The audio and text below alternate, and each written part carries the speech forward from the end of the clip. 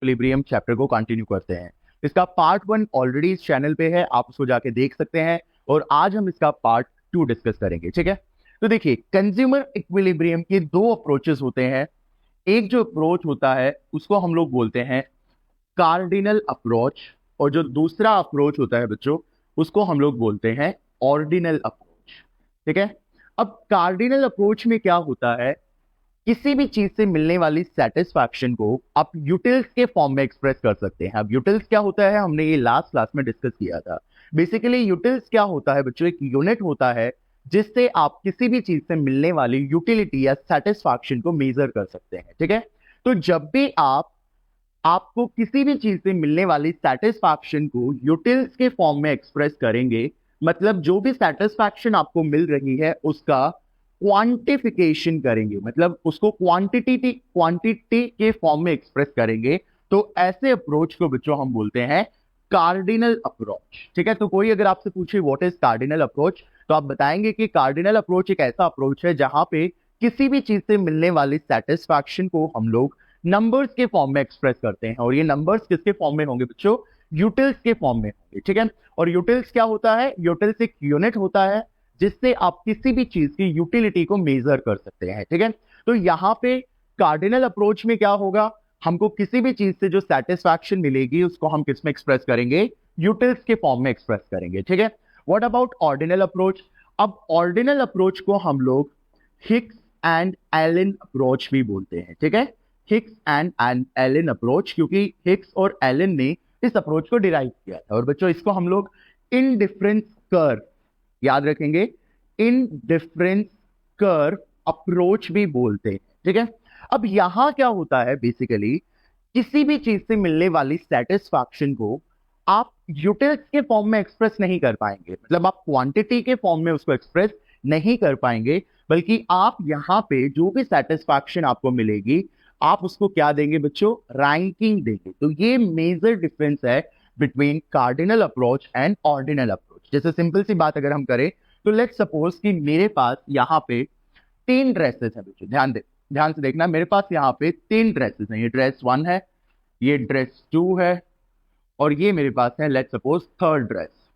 अब ये 3 ड्रेस मुझे किसी फंक्शन में पहननी है, तो मैंने सबसे पहले अगर मुझे कार्डिनल अप्रोच में देखना होगा तो मुझे जितनी भी सेटिस्फैक्शन इन ड्रेसेस से मिलेगी मैं उसको यूटिल्स के फॉर्म में एक्सप्रेस करूंगा। जैसे यहां मैंने बोला कि इस ड्रेस से मुझे 40 यूटिल्स की सेटिस्फैक्शन मिलेगी, इस ड्रेस से मुझे 60 यूटिल्स की सेटिस्फैक्शन मिलेगी, और इस ड्रेस से मुझे 180 यूटिल्स की सेटिस्फैक्शन मिलेगी। तो यहां पे बेसिकली मैंने क्या किया, जो भी सेटिस्फैक्शन मुझे इन ड्रेसेस से मिल रही है उसको मैंने क्वांटिटी के फॉर्म में एक्सप्रेस कर दिया, और वो क्वांटिटी किसके फॉर्म में एक्सप्रेस होगी, यूटिल्स के फॉर्म में एक्सप्रेस होगी। अगर इसी को हमें ऑर्डिनल अप्रोच में कन्वर्ट करना है तो बच्चों क्या करेंगे, हम यहाँ पे इनको रैंकिंग्स देंगे, है ना, हम लोग प्रेफरेंसेस देते हैं ना, ये रैंक 1 हो गई, रैंक 2 हो गई। तो यहाँ पे अब हम क्या करेंगे, जो भी सेटिस्फैक्शन हमें इन ड्रेसेस से मिल रही है उसको हम न्यूमेरिकली एक्सप्रेस नहीं कर सकते, मतलब हम उसको यूटिल्स में एक्सप्रेस नहीं कर सकते, रैदर हम यहाँ क्या करेंगे, उसको रैंक्स देंगे। ठीक है, तो अगर मुझे यहाँ रैंकिंग देनी है तो I would say this is my first preference, है ना बच्चों, क्योंकि सबसे ज्यादा मुझे सेटिस्फैक्शन इस ड्रेस से मिल रही है, तो this will be my first preference.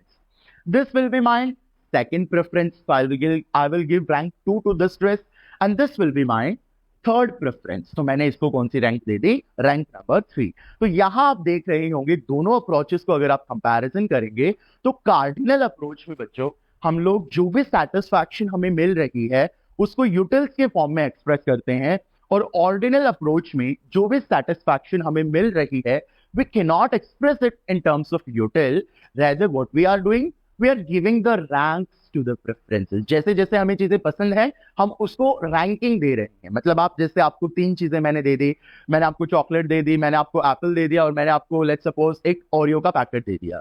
So you will say chocolate will be my first preference, Oreo will be my second preference, and Apple will be my third preference. So when you are arranging the things in the preferences or the ranking, such a approach will be known as ordinal approach। ठीक है, तो यहां हमने देख लिया कि 2 approaches होते हैं, कार्डिनल अप्रोच और ऑर्डिनल अप्रोच। ठीक है, अब यहां बच्चों देखिए जो कार्डिनल अप्रोच होगा, इस कार्डिनल अप्रोच के हमारे पास 2 केसेस होंगे। ठीक है, पहला जो केस होगा that will be single commodity case. First case will be single commodity case and second will be double commodity case.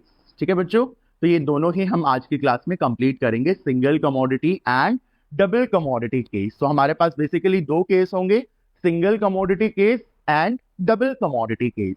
अब दोनों का क्या मतलब है, देखिए नेम से ही आपको सजेस्ट हो रहा होगा कि सिंगल कमोडिटी में एक कंज्यूमर एक चीज को कंज्यूम कर रहा है, एक सिंगल चीज को कंज्यूम कर रहा है, और जब वो सिंगल चीज को कंज्यूम करेगा तो हम उसका सेटिस्फैक्शन या हम उसका इक्विलिब्रियम डिराइव करेंगे. ठीक है, तो सिंगल कमोडिटी बच्चों क्या होगा, जब एक कंज्यूमर एक सिंगल कमोडिटी को कंज्यूम करेगा तो हम उसका इक्विलिब्रियम डिराइव करेंगे.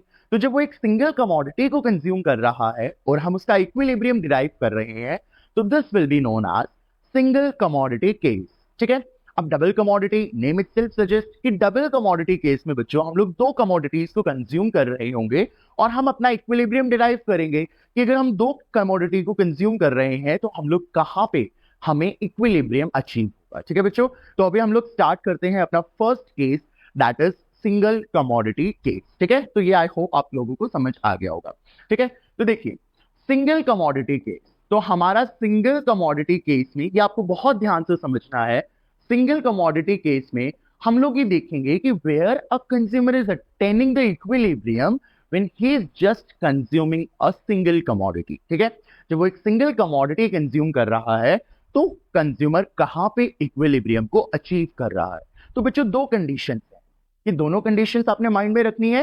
ये क्वेश्चन के हिसाब से कभी आपको कंडीशन 1 लगानी पड़ सकती है, कभी आपको कंडीशन 2 लगानी पड़ सकती है, और आपको कब कंडीशन 1 लगानी है कब 2 लगानी है, don't worry, I going to help you in that. ठीक है, आपको समझ आ जाएगा कि कब आपको कौन सी कंडीशन लगानी है. तो आप याद रखेंगे कि दोनों कंडीशंस आपको माइंड में रखनी है, क्योंकि ये आपके टीचर कौन सा क्वेश्चन देंगे ये मैं भी आपको प्रेडिक्ट नहीं कर पाऊंगा. तो आपको दोनों ही कंडीशंस को ध्यान में रखना है. ठीक है बच्चों, तो अभी हम लोग डिस्कस करते हैं अपनी कंडीशन नंबर 1. देखिए बच्चों, कंडीशन नंबर 1 क्या होगी, MUX should equal to price of X, where X is a commodity जो आप कंज्यूम कर रहे हो. ठीक है, तो कंडीशन देखिए 1 क्या होगी, MUX should equal to the price of X. मतलब जो भी आपको उस प्रोडक्ट से एडिशनल मार्जिनल यूटिलिटी मिल रही है, टू बी वेरी सिंपल, जो भी आपको उस प्रोडक्ट से एडिशनल सेटिस्फैक्शन मिल रही है वो उस कमोडिटी की प्राइस के इक्विवेलेंट होना चाहिए, तो आप इक्विलिब्रियम को अचीव कर सकते हो. अब इस बात का क्या मतलब हुआ sir, I am going to explain you that. देखिए यहां सिंपल सा मतलब है, देखो बच्चों, अगर आप लेट्स सपोज आप एक कोल्ड ड्रिंक की बोतल लेके आ रहे हैं, लेट्स सपोज एक कोल्ड ड्रिंक की बोतल तो नहीं दिख रही बट अज्यूम कर लेते हैं ये कोल्ड ड्रिंक की बोतल है, और लेट्स सपोज ये 2 लीटर की है. ठीक है, द वेट इज 2 लीटर. अब ये जो 2 लीटर की कोल्ड ड्रिंक की बोतल है, लेट्स सपोज ये आपकी कोका कोला थम्स अप की बोतल है, इसकी जो प्राइस है बच्चों वो 90 रुपीज है. ठीक है, इसकी प्राइस कितनी है, 90 रुपीज है. ओके, आप शॉप में गए, ये जनरली 90 रुपीज की मिलती है, अराउंड 85-90 तक मिलती है. आप शॉप में गए, आपने बोला भैया 2 लीटर वाली कोक दे दो. भैया जी आपके लिए 2 लीटर वाली कोक ले आए और उन्होंने आपको बोला कि आप इसके लिए 500 रुपए दे दीजिए. तो क्या आप इस चीज को परचेज करेंगे? ऑब्वियसली नहीं परचेज करेंगे, क्योंकि आपको मालूम है कि इसकी जनरल जो प्राइस है वो कितनी है, 90 rupees. First thing. Second thing क्या है कि जब आप उसको 500 रुपए देंगे तो उस कमोडिटी की जो प्राइस है वो तो 500 है, लेकिन क्या आपको इस 2 लीटर कोक या थम्सअप को कंज्यूम करके 500 रुपए तक की सेटिस्फैक्शन मिलेगी? ऑब्वियसली नॉट, क्योंकि ये तो हमें 80-90 रुपए में मिल रही है, तो हमारी जो सेटिस्फैक्शन होगी अराउंड 80-90 रुपीज तक होगी. तो यहां पे बच्चों क्या होगा, आप प्राइस तो पे करोगे 500, लेकिन जो इससे सेटिस्फैक्शन आपको मिलेगी वो समवॉट 100 यूटिल्स की मिलेगी. ठीक है, 100 रुपए तक की 100 यूटिल्स तक की आपको सेटिस्फैक्शन मिलेगी. तो यहां क्या होगा बच्चों, आपका जो MUX है वो शॉर्ट होगा और प्राइस ऑफ एक्स आपका ज्यादा होगा. मतलब आपको लगेगा कि आप बहुत ज्यादा पैसा दे रहे हैं और उतना आपको सेटिस्फैक्शन नहीं मिल रहा. जितना आप पैसा दे रहे हैं उतना ही तो सेटिस्फैक्शन आप चाहते हैं. तो आप अगर कहीं 1000 रुपए इन्वेस्ट कर रहे हैं या कहीं आप 1000 रुपए किसी ड्रेस पे खर्च कर रहे हैं, तो आप यही सोचते हैं ना, मुझे 1000 तक की सेटिस्फैक्शन मिलनी चाहिए. तो जब भी आप उस चीज को क्या करेंगे, कंज्यूम करेंगे.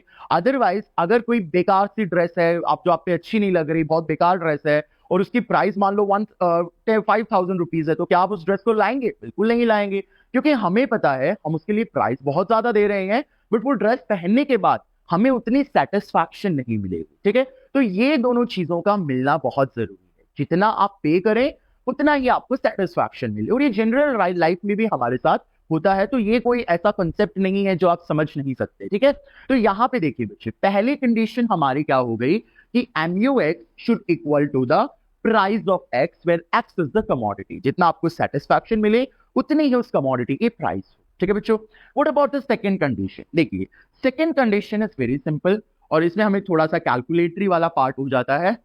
MUM is equal to P of X. अब यहां पे आप बोलेंगे सर एक्स तो हमें पता है कमोडिटी है, but what is this MUM? So this MUM आप याद रखेंगे, this is nothing but the marginal utility of the money. क्या है ये? Marginal utility of the money. अब क्या मतलब हुआ सर इसका? I am going to explain you. देखिए, अब जब भी कोई रुपए खर्च करते हैं, लेट्स सपोज कि आपके पास 10 रुपीज है, आप उस 10 रुपीज को स्पेंड कर रहे हैं, तो उस 10 रुपीज से जो आपको सेटिस्फैक्शन मिलेगी, ध्यान से सुनना बच्चों, उस 10 रुपीज को स्पेंड करके जो आपको सेटिस्फैक्शन मिलेगी उसी को हम लोग क्या बोलते हैं? Marginal utility of money. तो what is marginal utility of money? कि आप कुछ पैसा खर्च कर रहे हैं और उस पैसे को खर्च करके बच्चों जो आपको सेटिस्फैक्शन मिलेगी उसी को हम लोग बोलते हैं मार्जिनल यूटिलिटी ऑफ मनी। अब इस MUM को आप कैसे कैलकुलेट करेंगे? तो ये आपके लिए थोड़ा ध्यान से देखने वाली चीज है। देखिए MUM अगर मुझे निकालना है तो how I will going to calculate it? MU of a product upon MU of a rupee। क्या फॉर्मूला रहेगा बच्चों आपके लिए?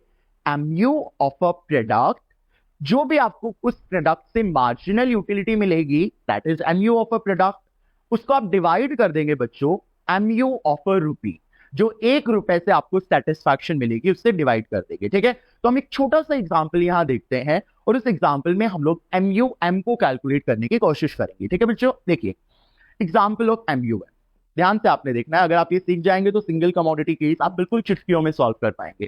फर्स्ट वाला तो बहुत ईजी है कंडीशन, सेकेंड वाली कंडीशन को आप बहुत इजीली सॉल्व कर पाएंगे। देखो बच्चों ध्यान से, 1 रुपये अगर आप स्पेंड कर रहे हैं तो आपको कितने यूटिल्स की सेटिस्फैक्शन मिल रही है?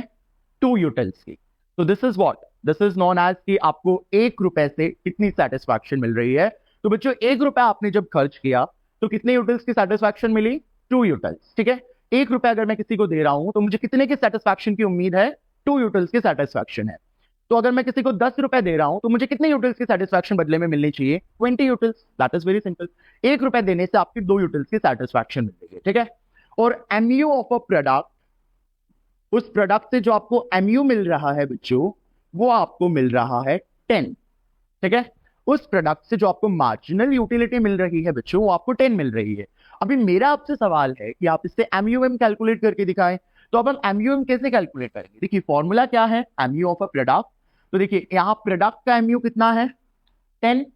सो 10 डिवाइडेड बाय 1 रुपये से कितना यूटिल्स का सेटिस्फैक्शन मिल रहा है? 2। 10 डिवाइडेड बाय 2 कितना हो जाएगा बच्चों आपका MUM? 5। तो कैसे MUM निकाला समझ में आया? जितना भी प्रोडक्ट से आपको मार्जिनल यूटिलिटी मिल रहा है उसको डिवाइड कर दीजिए 1 रुपए देके आपको कितना यूटिल्स का सेटिस्फैक्शन मिल रहा है उससे, that is MU of a rupee. अब आप बोलेंगे सर ये MU ऑफ अ रुपी कहां गिवन होगा? तो ये आपको क्वेश्चन में जब आप न्यूमेरिकल सॉल्व करेंगे बच्चों तो ये आपको क्वेश्चन में गिवन रहेगा, डोंट वरी। ठीक है, MU ऑफ अ प्रोडक्ट भी आपको गिवन रहेगा। तो बस आपको क्या निकाल लेना है उससे? MUM निकाल लेना है, और उस MUM को किससे कंपेयर करके देखना है?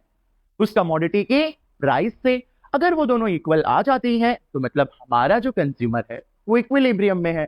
ठीक है, तो ये दोनों कंडीशन आपको याद रखनी है। पहली कंडीशन है बच्चों MUX should equal to the price of X, मतलब आपको उस कमोडिटी से जो सेटिस्फैक्शन मिल रही है वो उसके प्राइस के बराबर होनी चाहिए। दूसरी कंडीशन है बच्चों MUM, that is marginal utility of money, should equal to the price of X, that is price of the commodity. MUM कैसे आएगी? जो एक प्रोडक्ट से आपको मार्जिनल यूटिलिटी मिलेगी उसको आप डिवाइड कर देंगे 1 रुपी से मिलने वाली मार्जिनल यूटिलिटी से। तो आपके पास यहां पे क्या आ जाएगी? MUM आपके पास आ जाएगी। सो स्टूडेंट्स, हमने दोनों कंडीशंस को देख लिया, MUX, POFX। अब देखो आपके माइंड में आ रहा होगा कि सर ये 1 rupee is equal to 2 utils क्या है। ये प्राइस नहीं है बच्चों, ये आपका क्या है कि आप जब 1 रुपया जाके खर्च करोगे मार्केट में तो आपको कितने यूटिल्स की सेटिस्फैक्शन मिलेगी। ठीक है, आपको डाउट आ रहा होगा कि क्या ये प्राइस है। So this is not a price, this is the utility which you are getting by spending 1 rupee. ठीक है, 1 रुपए को खर्च करके आपको कितने यूटिल्स की सेटिस्फैक्शन मिलेगी। तो चलो अब हम लोग क्वेश्चन करते हैं और देखते हैं कि उसमें कौन सी कंडीशन हमारी लगेगी। देखिए, लेट्स सपोज एक क्वेश्चन हम क्रिएट करते हैं। Suppose a consumer is consuming, एक कंज्यूमर कंज्यूम कर रहा है 1 कमोडिटी, एक कमोडिटी को कंज्यूम कर रहा है और एज अ स्टूडेंट आपको उसका क्या डिराइव करना है, इक्विलिब्रियम डिराइव करना है। ठीक है, कमोडिटी की जो प्राइस है POX है वो मैं आपको दे रहा हूं 2 यूटिल्स। 2 बहुत कम हो गई आजकल, 2 में कुछ नहीं आता, 10 ले लेते हैं, 10 रुपीज। तो प्राइस कितनी है उस कमोडिटी की। अब जो भी चीज लेके आ रहे हो, लेट्स सपोज आप ओरियो ही लेके आ रहे हो, तो उसकी प्राइस कितनी है बच्चों, 10। ठीक है, अब हम लोग इसका इक्विलिब्रियम डिराइव करते हैं। अब हमें क्या चीज यहां पे गिवन होगी, देखिए यूनिट्स 1 2 3 4 5। ठीक है, अपने मन से क्वेश्चन हम लोग फ्रेम कर लेते हैं। और MUX आपको गिवन है, लेट्स सपोज डैश, यहां डैश नहीं लेते हैं, 20 15 10 5 0। ठीक है, MU क्या होता है, जैसे जैसे आप कंजम्पशन बढ़ाते जाओगे किसी भी चीज की, आपकी मार्जिनल यूटिलिटी फॉल होती जाएगी। ठीक है, ये अगला law of diminishing marginal utility है, ये हम नेक्स्ट क्लास में स्टडी करेंगे, बहुत इंपॉर्टेंट है। ठीक है, तो यहां पे हमारे पास यूनिट्स हैं 1 2 3 4 5, MUX है 20 15 10 5 0। अब बच्चे आपने क्या कर लेना है, इसके आगे एक कॉलम खुद क्रिएट करना है, आपको क्वेश्चन में ऐसे मिलेगा। ठीक है, अब आपको एक कॉलम खुद क्रिएट कर लेना है प्राइस का। प्राइस कितनी है, 10, प्राइस होगी बच्चों 10। अब आप खुद देखिए कि क्या आपको इस क्वेश्चन में 1 रुपी से कितना यूटिल सेटिस्फैक्शन मिल रहा है, ये गिवन है। आंसर करिए खुद को, क्या आपको यहां इस क्वेश्चन में 1 रुपी से कितने यूटिल्स का सेटिस्फैक्शन मिल रहा है, ये गिवन है। ये गिवन नहीं है बच्चों, तो जब ये गिवन नहीं है तो हमारी कौन सी कंडीशन वर्क करेगी, फर्स्ट वाली, that is MUX should equal to POFX। अगर हमें बच्चों ये बता रखा होता कि 1 रुपी से कितने यूटिल्स की सेटिस्फैक्शन मिल रही है, ये अगर क्वेश्चन में दे रखा होता तो हमारी कंडीशन 1 वर्क नहीं करती। उस टाइम पे कौन सी कंडीशन वर्क करती, कंडीशन नंबर 2 हमें निकालनी पड़ती, MUM should equal to the POFX। ठीक है, अभी हमें ऐसा कुछ गिवन नहीं है इस नेक्स्ट क्वेश्चन में। देखिए कुछ ऐसा गिवन नहीं है कि 1 rupee is equal to how much utils, तो यहां हमारी कौन सी कंडीशन वर्क करेगी, 1। तो यहां हम आंसर में लिखेंगे कंडीशन फॉर इक्विलिब्रियम इज, आपने खुद याद रखना है कौन सी कंडीशन होगी, MUX is equal to POFX। This condition is fulfilled, this condition is fulfilled at which unit. देखिए कौन सी यूनिट पे फुलफिल हो रही है ये कंडीशन, MUX और PX कहां बराबर हो रहे हैं, देखिए थर्ड यूनिट पे। इस यूनिट पे आपके MUX और POFX दोनों बराबर है, क्योंकि MUX कितना है यहाँ पे 10 और POFX भी कितना है 10। तो यहाँ पे जो आपके इक्विलिब्रियम की कंडीशन है वो फुलफिल हो रही है, तो हमारा जो कंज्यूमर होगा वो कौन सी यूनिट पे इक्विलिब्रियम हो जाएगा, थर्ड यूनिट पे वो इक्विलिब्रियम को अचीव कर लेगा।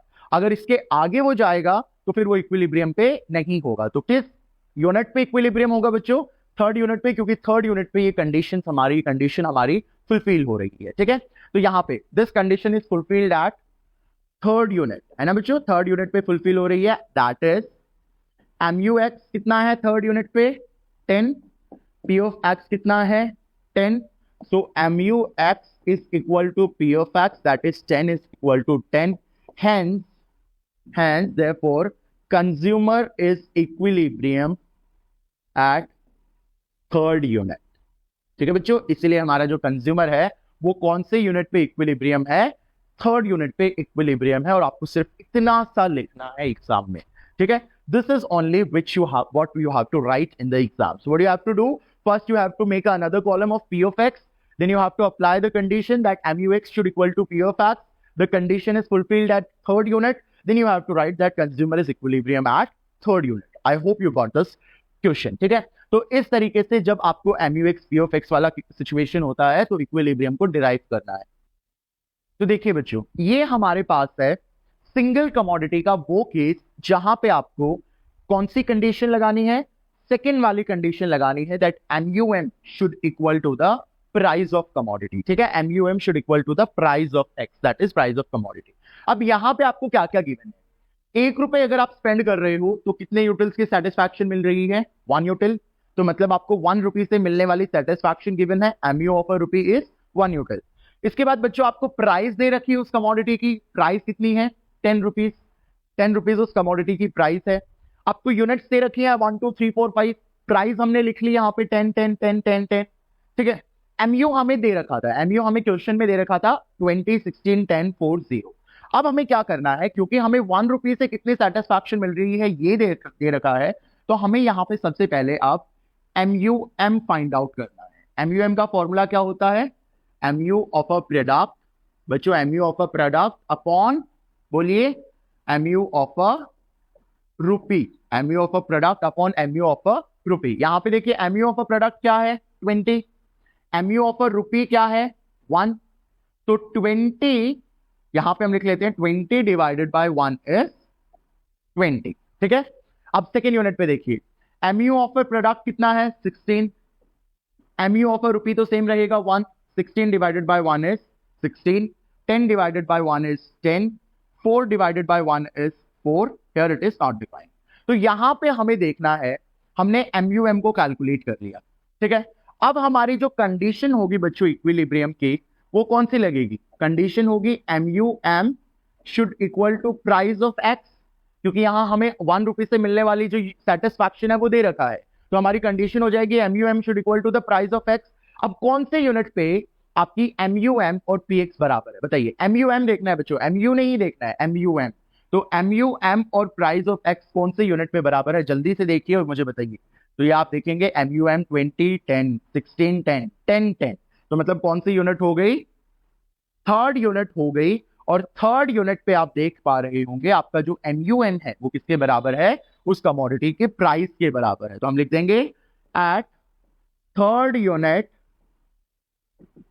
MUM is equal to 10, P of X is also equals to 10, so MUM is equal to P of X, hence consumer is equilibrium at third unit, ठीक है बच्चों। hence we can say consumer is equilibrium at third unit, क्योंकि third unit पे हमारा क्या हो चुका है, MUM और P of X दोनों की वैल्यूज क्या हो गई, इक्वल हो गई। तो हमारा कंज्यूमर जो है वो थर्ड यूनिट पे क्या करेगा, इक्विलिब्रियम को अचीव करेगा। अब देखो, मान लो अगर कोई आपसे पूछे कि सिंगल कमोडिटी केस को डायग्राम के थ्रू एक्सप्लेन करिए, तो हम यहाँ पे कैसे इसका कर्व बनाएंगे, ठीक है। सिंगल कमोडिटी केस का कर्व हमें सीखना है कैसे बनाते हैं, तो देखते हैं। यहाँ पे देखिए, ये हम लोगों ने एक्स एक्सिस वाई एक्सिस बना लिया, this is X axis, this is Y axis and this is your origin, ठीक है। अब यहां पे हम लोग MU को दिखा देंगे, यहां पे हम लोग लेट्स सपोज प्राइस को दिखा देंगे, ठीक है। अब देखिए, हम लोगों को दिखाना है कि कैसे हमारा कंज्यूमर जब एक सिंगल कमोडिटी को कंज्यूम करेगा तो वो इक्विलिब्रियम अचीव करेगा। अब हमें ये पता है प्राइसेस तो कांस्टेंट रहेंगी, प्राइसेस तो हमने देखो कांस्टेंट रखी थी ना, हर जगह प्राइस 10 10 10 10 10, तो प्राइसेस को मैंने रख लिया बच्चों यहाँ पे constant. Let's suppose this is my P, ये मेरी प्राइस है और प्राइस को मैंने कांस्टेंट रख लिया। MU क्या होती है, फॉल होती है। MU फॉल होती है, जैसे जैसे आप कंजम्पशन बढ़ाते हो मार्जिनल यूटिलिटी आपकी फॉल होती जाती है। तो MU को बच्चों मैंने डाउनवर्ड, अब हमने पीछे फर्स्ट वीडियो में देखा था कि हमारा MU का कर्व डाउनवर्ड स्लोपिंग होता है, तो ये देखिए हमारा MU हो गया, दिस इज आवर MU। फिर फाइनली वो 0 हो जाएगा और फिर वो किस में चला जाएगा, निगेटिव में चला जाएगा। अब यहां पे हमारी कंडीशन क्या है, that MUX should equal to price of X। अब दोनों कहां इक्वल हो रहे हैं, MUX और P of X कहां बराबर हो रहे हैं बच्चों, आप देखो ध्यान से इस पॉइंट पे, इस सेम कलर हो गया, इस पॉइंट पे आप देखिए, इस पॉइंट पे हमारी दोनों की वैल्यूज क्या है, सेम है। इस पॉइंट पे आपका जो MUX है, जो MUX है वो किसके बराबर है, किसके बराबर है, P of X के बराबर है। देख रहे हो ये वाला कर्व, जो मार्जिनल यूटिलिटी का है और ये जो प्राइस वाला कर्व है, दोनों यहाँ पे ऐसे इंटरसेक्ट कर रहे हैं, तो यहाँ इसकी वैल्यू क्या हो गई, दोनों की सेम हो गई। तो मतलब MUX और PX दोनों क्या है, यहाँ पे बराबर है। तो यहाँ पे दोनों बराबर है, तो वी कैन से यहाँ पे हमारा कंज्यूमर क्या होगा, इक्विलिब्रियम होगा। रीजन इज वेरी सिंपल, क्योंकि at this point MUX is equal to P of X। तो अगर आपको कर्व्स के थ्रू अगर इक्विलिब्रियम बताना होगा तो आप इस तरीके से डायग्राम बनाएंगे। इसको आप ग्राफ बोल सकते हैं, डायग्राम बोल सकते हैं, वैसे इकोनॉमिक्स में कर्व्स बोलते हैं। तो ऐसे कर्व्स आप बनाएंगे और कर्व्स में यहां आप MU दिखा देंगे, डाउनवर्ड स्लोपिंग, और एक कांस्टेंट कर्व आप प्राइस का दिखा देंगे। और जहां पे ये डाउनवर्ड स्लोपिंग और ये प्राइस कर्व एक दूसरे को इंटरसेक्ट करेगा, उस पॉइंट को आप बोलेंगे, इस पॉइंट पे हमारी जो कंडीशन है MUX and P of X ये मतलब सेटिस्फाई हो रही है, और हमारा जो कंज्यूमर है वो इस पॉइंट पे क्या है, इक्विलिब्रियम है। ठीक है, तो आई होप कि आपको ये जो सिंगल कमोडिटी केस है, इसमें दोनों ही कंडीशन से कैसे क्वेश्चन को सॉल्व करते हैं और डायग्रामेटिकली इसको कैसे एक्सप्रेस करना है, ये चीज आपको यहाँ पे समझ आ गई होगी।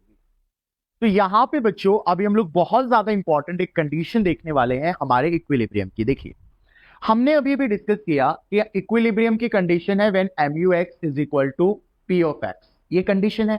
लेकिन आपके एग्जाम में क्वेश्चन आ सकता है, तो बच्चों बताइए कि अगर MUX बड़ा है P ऑफ X से, मतलब MUX is greater than P of X, is consumer in equilibrium, ये आपको बताना है। ठीक है, तो यहां पे आप आंसर लिखेंगे when MUX is greater than P of X, so here बताइए क्या कंज्यूमर इक्विलिब्रियम में है, no consumer is not in equilibrium. ठीक है बच्चों, यहां कंज्यूमर इक्विलिब्रियम में नहीं है। रीजन क्या है, क्योंकि यहां इसको जो मार्जिनल यूटिलिटी मिल रही है वो ज्यादा मिल रही है, और वो प्राइसेस जो पे कर रहा है वो कम पे कर रहा है। मतलब देखो, समझो बिल्कुल ध्यान से, बेनिफिट जो उसको मिल रहा है, benefit is greater then cost. समझ रहे हो, ये उसको जो मार्जिनल यूटिलिटी सेटिस्फैक्शन मिल रही है वो ज्यादा मिल रही है, समझ रहे हो, और कॉस्ट जो वो पे कर रहा है, प्राइस जो पे कर रहा है वो कम पे कर रहा है। तो इस सिचुएशन में हमारा कंज्यूमर इक्विलिब्रियम में कभी नहीं होगा, क्योंकि वो कभी भी स्टेट ऑफ रेस्ट को अचीव ही नहीं करेगा। इक्विलिब्रियम का मतलब क्या होता है, एक स्टेट ऑफ रेस्ट जहां पे कंज्यूमर को क्या मिलेगी, maximum level of satisfaction. But इस केस में क्या होगा, MUX बड़ा है P ऑफ X से, मतलब जो सेटिस्फैक्शन उसको मिल रही है बच्चे वो ज्यादा है वो जो प्राइस दे रहा है उससे, तो वो कंजम्पशन करता रहेगा करता रहेगा करता रहेगा। क्यों, क्योंकि उसको सेटिस्फैक्शन ज्यादा मिल रही है और प्राइस वो कम पे कर रहा है। कल को कोई आपको बोले कि चलो कोल्ड ड्रिंक ले जाइए, 5 रुपए की 2 लीटर वाली कोल्ड ड्रिंक ले जाइए, तो आप कोल्ड ड्रिंक लेते जाओगे। क्यों, क्योंकि आप प्राइस तो 5 ही दे रहे हो और आपको जो सेटिस्फैक्शन है वो 2 लीटर की कोल्ड ड्रिंक की बोतल मिल रही है। तो आप कंजम्पशन करते रहोगे, मार्केट से चीजें ले जाते रहोगे, कभी भी आप रेस्ट की सिचुएशन पे नहीं आओगे। ठीक है, तो फिर कैसे कंज्यूमर इक्विलिब्रियम को अचीव करेगा, देखो MUX is greater than P of X, सो क्या करेगा consumer, he will increase the consumption.